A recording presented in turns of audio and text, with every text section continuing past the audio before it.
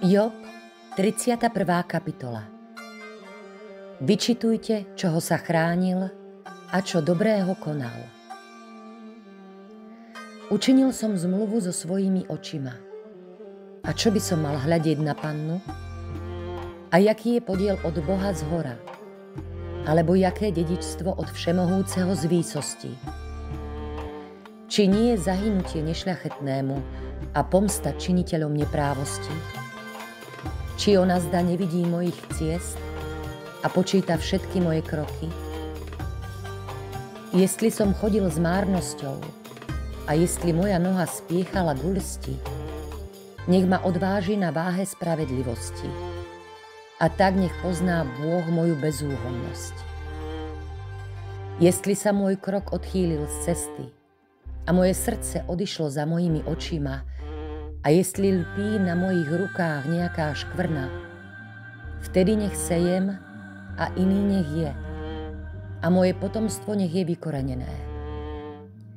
Jestli sa dalo zvábiť moje srdce k cudzej žene, alebo jestli som úkladil pri dveriach svojho blížneho, vtedy nech melie moja žena inému a nech sa zohýňajú nad ňou iní.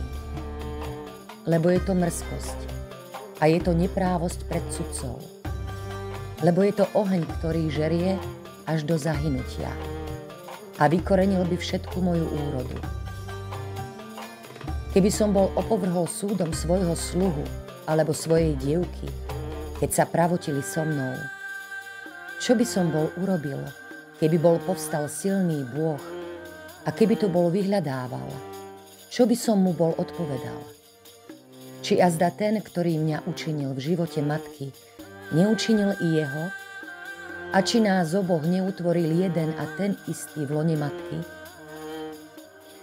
Ak som uňal z toho, čo si prijali chudobní, a dal som hynúť očiam vdovy, a jedol som sám svoju skivu, a nejedla z nej i sirota, lebo veď mi rástla od mojej mladosti, ako otcovi, a od života svojej matky som ju vodil vdovu.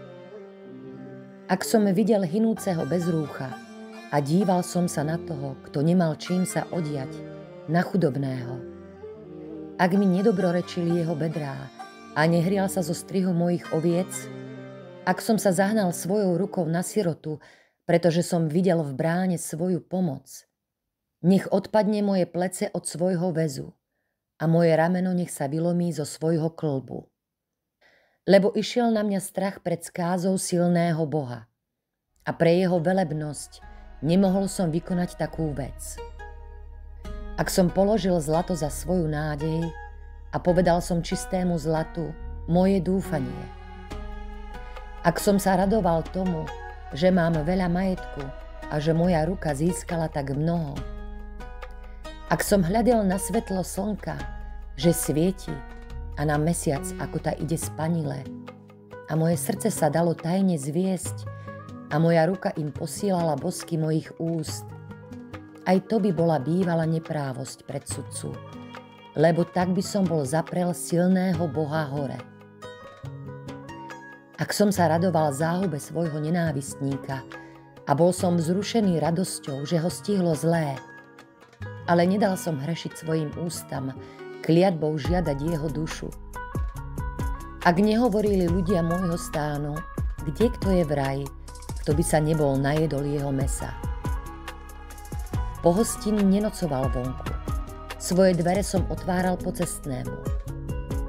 Ak som prikrýval svoje prestúpenia, ako robieva človek skrývajúc svoju neprávosť vo svojom lone, keď som sa azda bál veľkého davu, a desilo ma opovrženie rodín a mlčal som nevychádzajúc zo dverí.